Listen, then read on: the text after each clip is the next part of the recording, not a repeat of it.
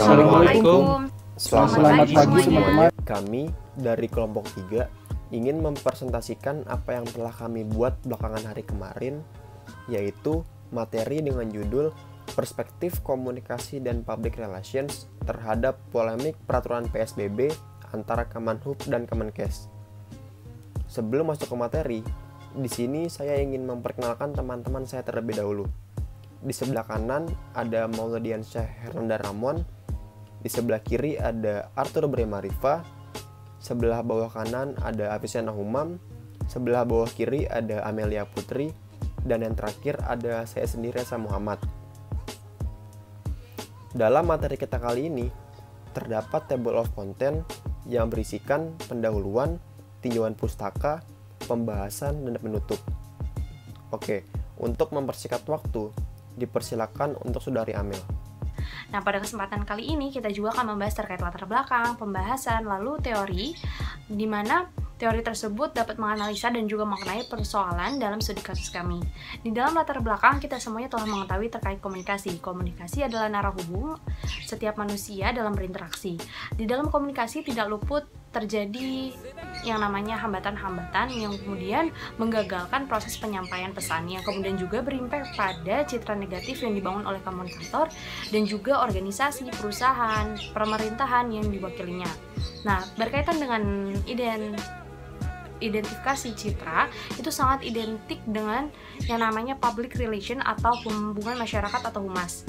Nah, humas ini memiliki posisi strategis dalam komunikasi yang bertugas untuk menyampaikan informasi yang kemudian berdampak pada masyarakat terkait kebijakan-kebijakan yang dibuat oleh pemerintah, apakah telah tepat sasaran atau belum. Nah, pada tanggal 9 April 2020, Menteri Perhubungan Luhut Panjaitan mengungkapkan bahwasannya dia telah menerbitkan Permenhub nomor 18 tahun 2020 terkait pengendalian transportasi dan pencegahan penularan COVID-19 terkait ojek online yang diperbolehkan untuk mengangkut penumpang. Nah, di sini bahwasannya adanya namanya kebijakan yang saling bertentangan dan juga kebijakan yang saling overlapping atau tumpang tindih, di mana Permenkes nomor 9 tahun 2020 secara jelas dan juga secara tegas terkait physical distancing, di mana tidak boleh ojek online mengangkut penumpang. Nah, berarti di antara kedua instansi pemerintah tersebut adanya kurang koordinasi dan juga komunikasi yang tidak baik di antara keduanya, sehingga banyak masyarakat kemudian yang ambigu untuk menilai dan mengimplementasikan kebijakan mana yang kemudian seharusnya diterapkan. Banyak masyarakat yang kemudian berdemo, banyak juga masyarakat yang melakukan demo-demo secara media sosial terkait kebijakan tersebut. Nah, teori dari Danimo dan juga teori dari Effendi terkait komunikator politik dan juga terkait public relation ini diharapkan mampu dapat menganalisa persoalan dari Permenhub dan juga Permenkes tadi, di mana komunikasi itu sangat berimpact dengan humas, di mana cara berkomunikasi seorang humas itu dapat mempengaruhi bagaimana kemudian koordinasi dari instansi pemerintahan dan juga mampu mempengaruhi terwujudnya opini publik. Saya akan menjelaskan tentang tinjauan pustaka dalam paper kami, yaitu komunikasi politik, public relation, dan juga public opinion. Komunikasi politik. Harold Laswell memiliki definisi komunikasi sebagai berikut, yaitu who says what, in which channel, to whom, with what effect. Dengan formulasi konsep komunikasi tersebut, Danimo melakukan analisis tentang komunikasi atau komunikator politik dalam perspektif mekanistis.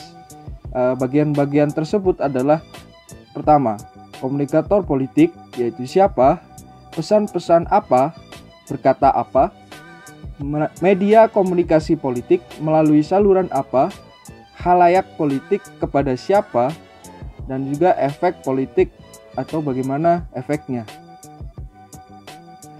Public relation.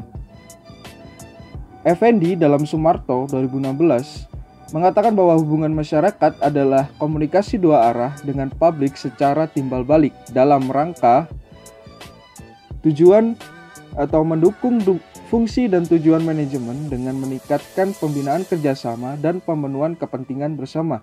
Adapun ciri dari hubungan masyarakat menurut Effendi adalah: pertama, Kegiatan komunikasi berlangsung dua arah secara timbal balik.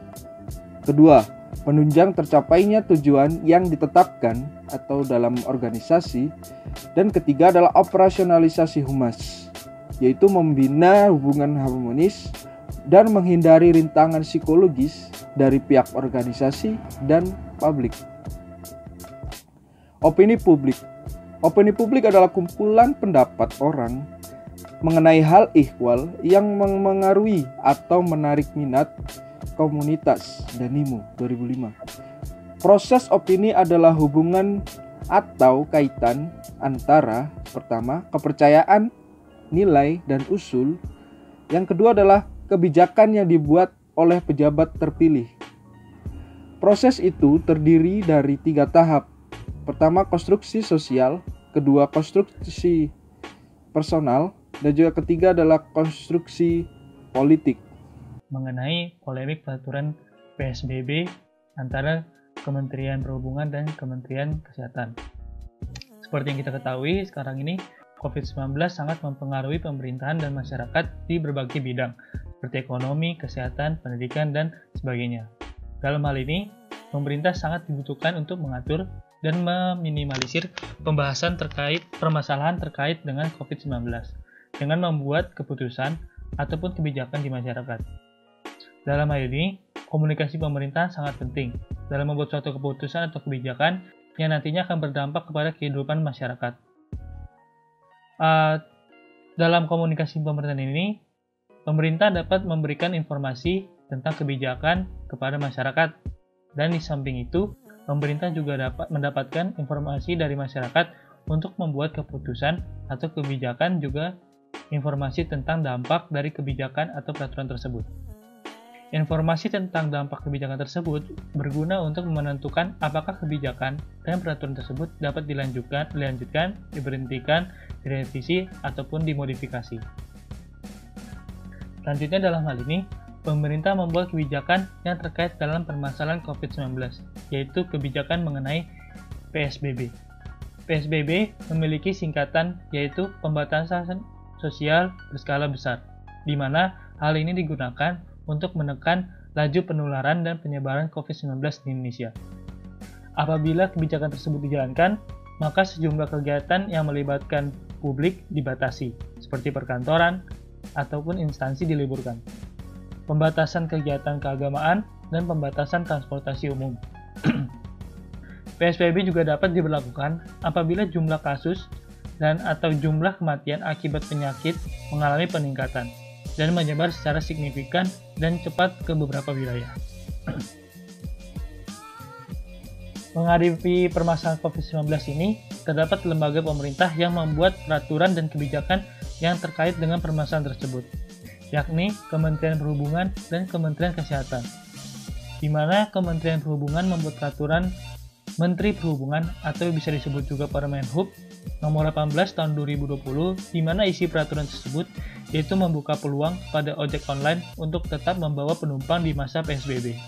Tetapi Kementerian Kesehatan melalui Peraturan Menteri Kesehatan atau bisa disebut juga Permenkes nomor 9 tahun 2020 berisi kendali terhadap ojek online agar tidak membawa penumpang di masa PSBB, dan ojek online hanya diperbolehkan untuk mengangkut barang.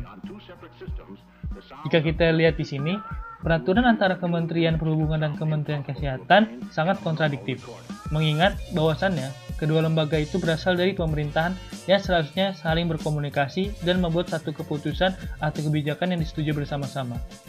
Akibat dari adanya peraturan yang bertolak belakang ini menyebabkan kebingungan di antara masyarakat, sehingga menyebabkan kredibilitas pemerintah turun di mata masyarakat, dan pada akhirnya membuat aparatur di bawahnya bingung dalam menegakkan disiplin dan aturan yang sudah dibuat. Menteri Koordinator Bidang Kementerian dan Investasi sekaligus PLT Menteri Perhubungan Luhut Binsar Panjaitan menjelaskan, ojek online tetap boleh mengangkut penumpang di tengah pandemi corona secara nasional. Hal itu tertuang di Peraturan Menteri Perhubungan atau Permenhub nomor 18 tahun 2020 tentang pengendalian transportasi dalam rangka pencegahan penyebaran COVID-19. Namun, ia menggarisbawahi aturan bisa berubah sesuai dengan peraturan yang berlaku di masing-masing daerah, terutama ketika daerah mengeluarkan aturan baru. sejalan dengan status PSBB yang merujuk pada Permenkes Nomor 9 Tahun 2020 tentang pedoman PSBB dalam rangka percepatan penanganan COVID-19. Melanjutkan pembahasan dari teman-teman saya tadi, sekarang kita masuk ke dalam polemik kebijakan PSBB antara Kemenhub dan Kemenkes dari kacamata public relation. Tadi sudah dijelaskan permasalahan apa yang terjadi, yaitu adanya tumpang tindih peraturan antara Kementerian Perhubungan dan Kementerian Kesehatan terkait dengan izin apakah ojek online dapat mengangkut penumpang atau tidak. Di sini terlihat ada kurangnya koordinasi antara kedua kementerian tersebut. Dan di sini juga terlihat tidak adanya ketegasan terutama dari pihak Kemenkes yang pada akhirnya malah menyerahkan kepada pemerintah daerah terkait izin tersebut. Nah, sekarang kita akan masuk ke dalam akibat yang ditimbulkan dari polemik tadi. Yang pertama adalah ekspektasi publik tidak terpenuhi. Jadi seperti yang kita tahu, proses dari kehumasan ini atau proses dari public relation ini salah satu tujuannya adalah memenuhi ekspektasi publik. Namun ekspektasi publik yang ada tidak terpenuhi.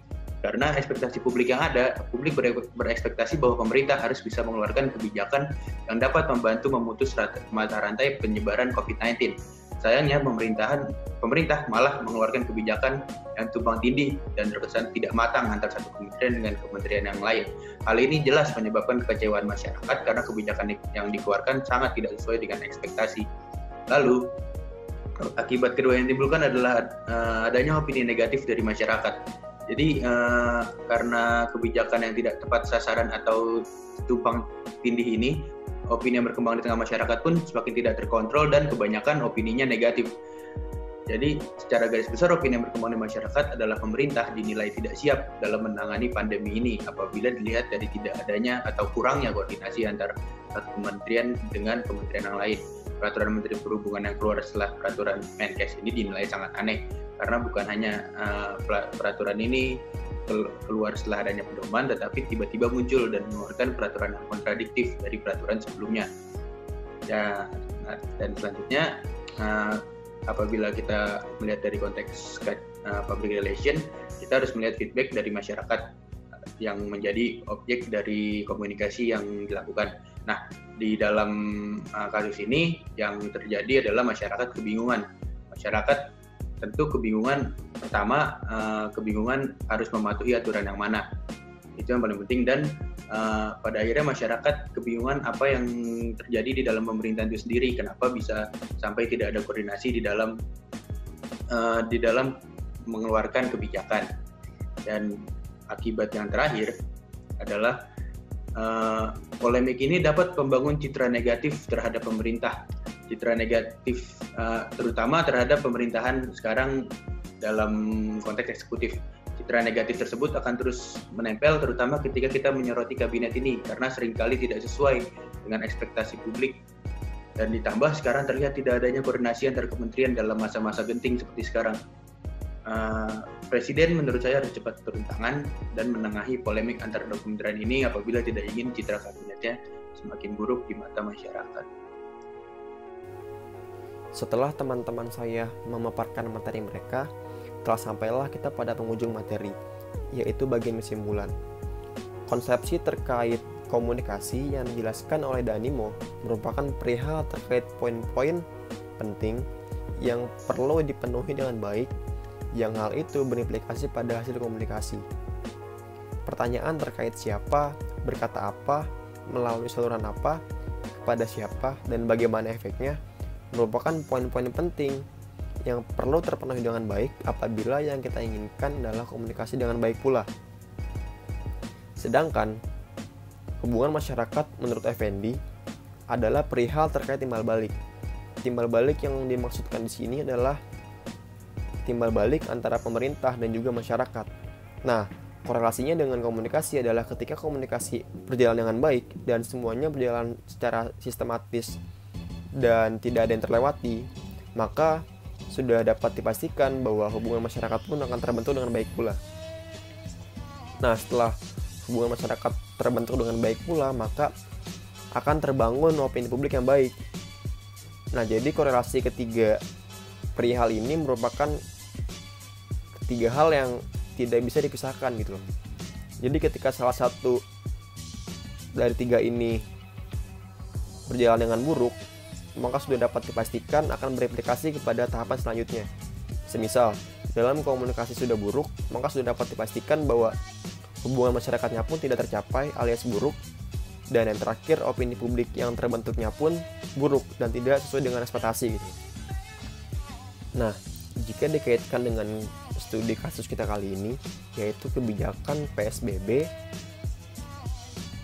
menurut kelompok kami, PSBB merupakan kebijakan yang masih jauh dari kata berhasil. Kenapa? Karena dalam segi konsepnya pun sudah tidak menunjukkan kesiapan, apalagi dalam praktiknya. Menurut kelompok kami, kenapa konsep tidak ada kesiapan? Karena peraturan yang menjadi payung hukumnya pun tidak jelas.